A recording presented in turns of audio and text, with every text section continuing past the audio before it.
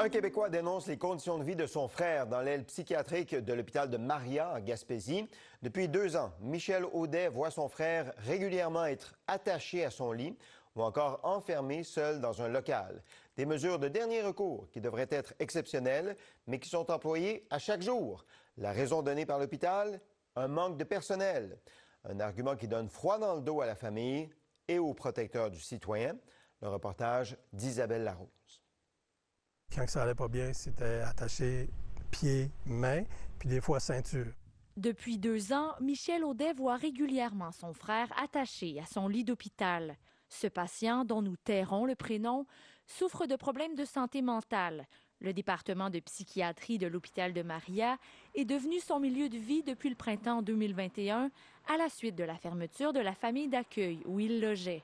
À partir de ça, il est devenu plus agressant puis excessif dans ses gestes à l'intérieur de la santé mentale de Maria. De là a commencé la contagion très, très régulière, ça veut dire quotidienne.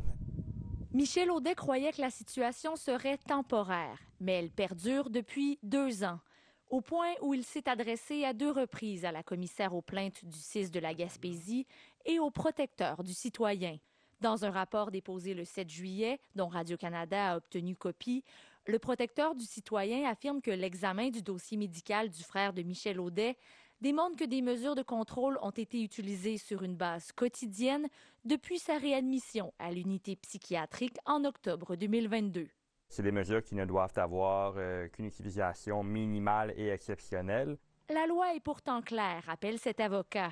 Les mesures de contrôle, comme l'isolement, l'injection de substances chimiques ou la contention, peuvent seulement être utilisées pour empêcher une personne de se blesser ou de blesser autrui. Des mesures d'isolement et de contention sont, par leur nature même, fortement attentatoires aux droits fondamentaux des patients. J'ai eu un coup de téléphone à un moment donné d'un psychiatre pour me dire « Monsieur Audette, j'ai le devoir de vous dire que votre frère va être enfermé dans sa chambre pendant 24/24 pour un certain moment, considérant le manque de personnel. Est-ce que c'est de bon usage d'attacher quelqu'un pour en cause qu'il manque quelqu'un? » Poser la question, c'est d'y répondre. Non. C'est inconcevable.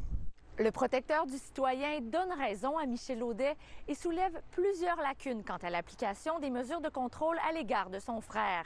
Le protecteur du citoyen constate que ces mesures ont parfois été utilisées à des fins punitives et surtout qu'elles ont été appliquées systématiquement en raison d'un manque de personnel et non à des fins cliniques. Donc, c'est une utilisation qui est tout à fait inappropriée et qui est fortement attentatoire aux droits fondamentaux de ce patient-là.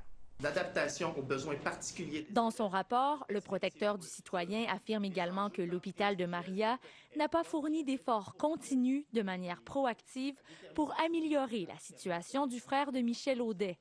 Il formule 10 recommandations à l'établissement. Parmi celles-ci, mettre fin immédiatement à la pratique de l'isolement la nuit pour l'usager, donner une formation sur le protocole d'application des mesures de contrôle au personnel soignant et effectuer un audit des dossiers dans lesquels des mesures de contrôle ont été appliquées. Faut qu'il se passe de quoi la santé mentale de Maria? Ça n'a pas de bon sens. Ce que mon frère a vécu, faut pas que ça arrive. Faut pas que ça arrive à n'importe qui, à qui que ce soit. La famille Audet n'exclut pas d'intenter des recours judiciaires contre l'hôpital de Maria. Il y a eu un manque de rigueur, il y a eu un manque de compétences, d'accompagnement, puis il y a eu un manque de savoir, de savoir-faire, et de savoir-être. Ça, là, je l'ai constaté. Le CIS de la Gaspésie a refusé notre demande d'entrevue. Par courriel, l'établissement affirme prendre très au sérieux les recommandations du protecteur du citoyen et précise que certaines d'entre elles sont déjà en cours d'application.